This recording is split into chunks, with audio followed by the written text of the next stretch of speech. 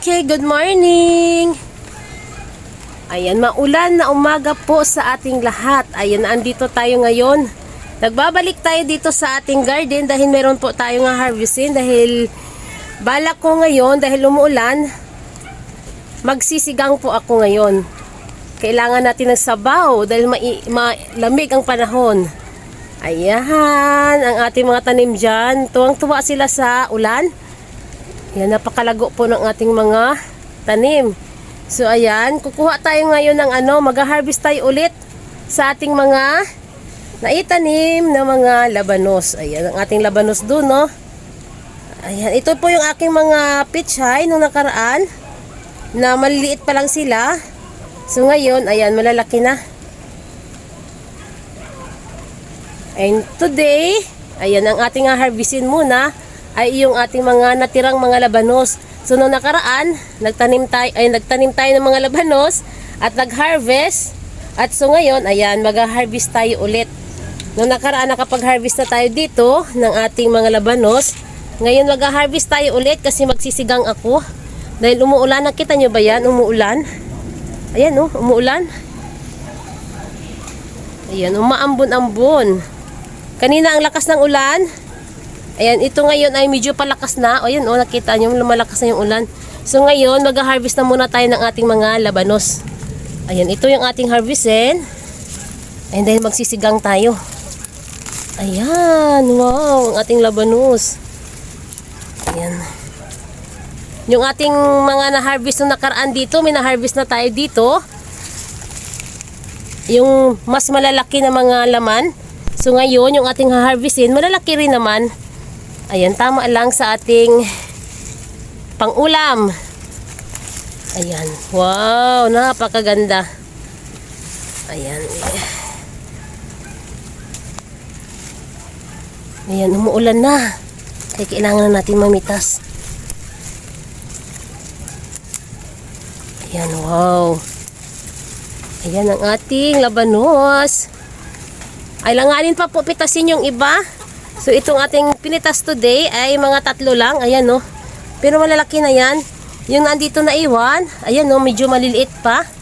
Susunod na araw, pag na-harvest na natin lahat yan, magtatanim tayo ulit na yung ibang gulay naman na maisipan natin kung anong magandang itatanim dito sa mga sako na ito. So ayan, no, napakaganda. Ito, pwede na yata itong isa na ito. Ayan, bali 4 na lang ang harvestin natin. Ayan, oh. Ayan. Okay, ayan ang ating na-harvest today. So, bali maliliit lang yung naiwan. Ay, medyo maliliit pa. Ito, sa sunod na araw, kukunin natin yan. Ayan, at ilalagay natin yan sa ating mga... Masarap yan sa may kamatis na may dilis. Saka itlog na maalat ang natitira dyan. So, noong nakaraan, nakailang pitas na rin ako dito. May napitas na rin ako dito dahil nilagay natin sa ating mga nilulutong ulam. Ngayon, ito na ulit ang ating harvest. Wow, o diba? O, diba malalaki na yan?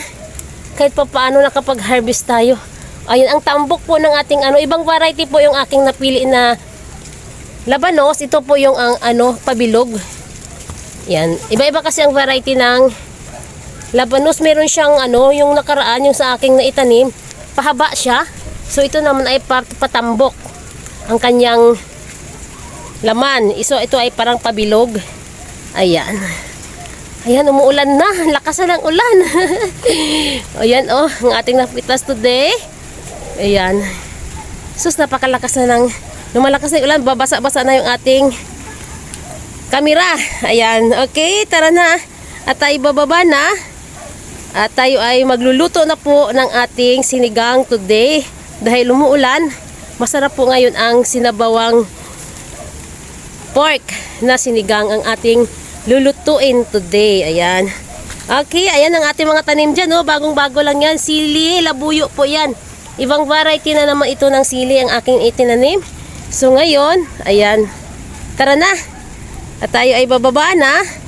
Dahil umuulan na. Ayan. Okay. Bye. At bababa na tayo. Lakas na ng ulan, oh. Basang-basa na po yung ating camera. Okay, ayan, syempre, bago tayo bumaba dun sa ating kusina, nilinisin muna natin yung ating mga labanos na ito. Ayan, dahil maputik, dito tayo kukuha sa tubig ulan. Ito po yung aking tubig ulan na sinasahod ko po yan dito. So, ayan, marami tayong nasahod dahil ang lakas ng ulan kagabi. Ayan, malinis naman po ang tubig ulan. Ilinis lang po natin sa ating mga labanos bago tayo bumaba.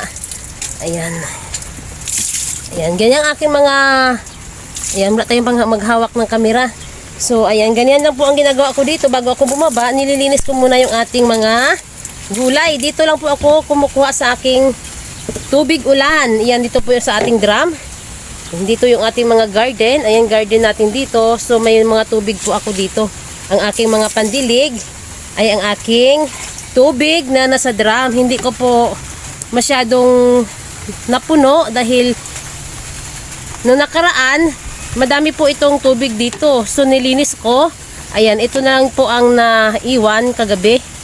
Ayan, kailangan na po natin din linisin dahil yung siyempre, pandilig lang po ito at panghugas-hugas ng ating mga gulay. Ayan, tara at linisin natin. Wala tayong tagahawak ng ating kamera.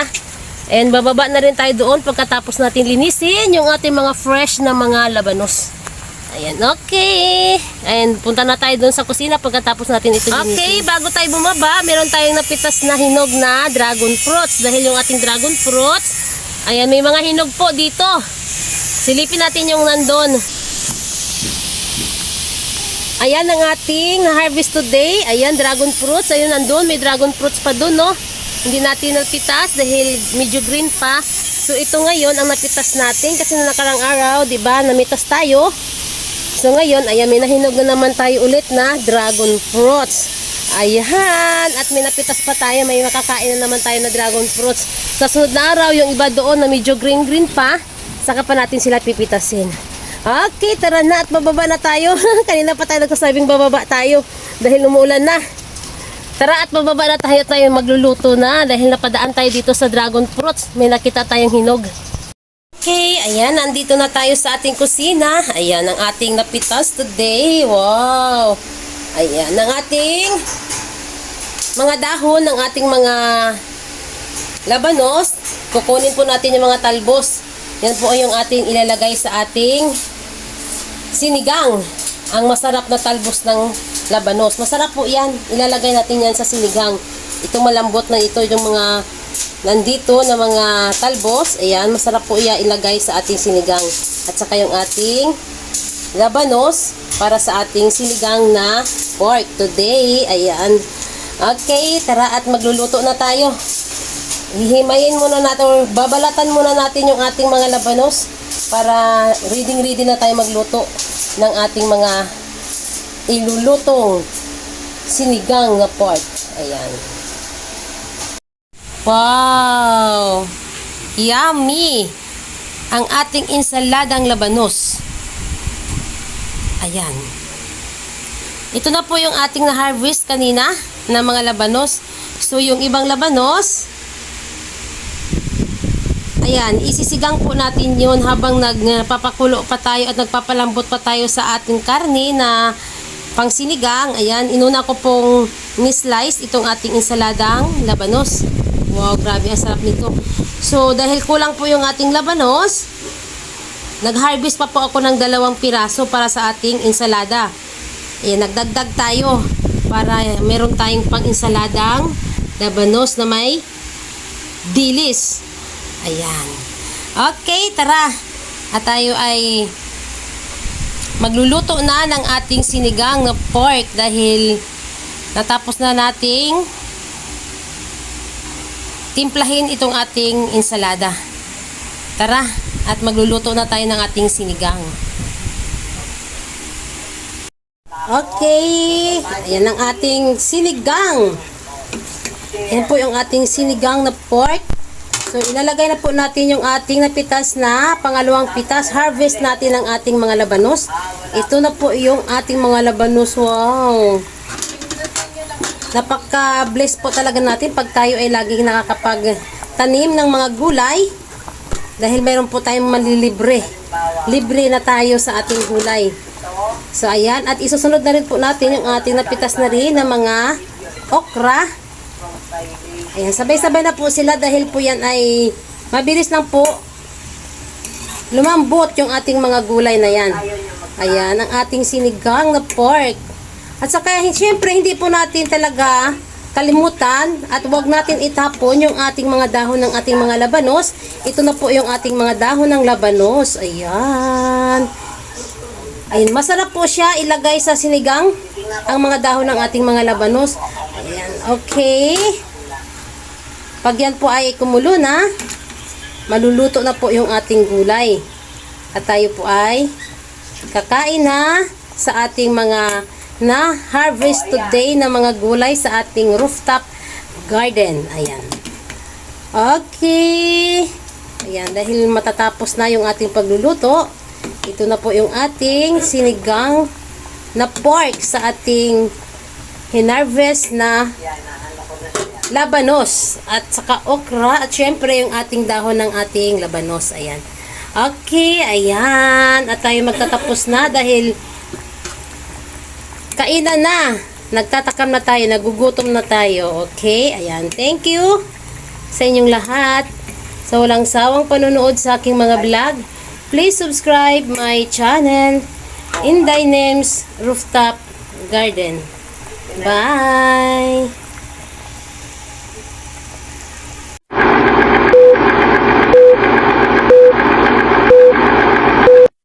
Thank you.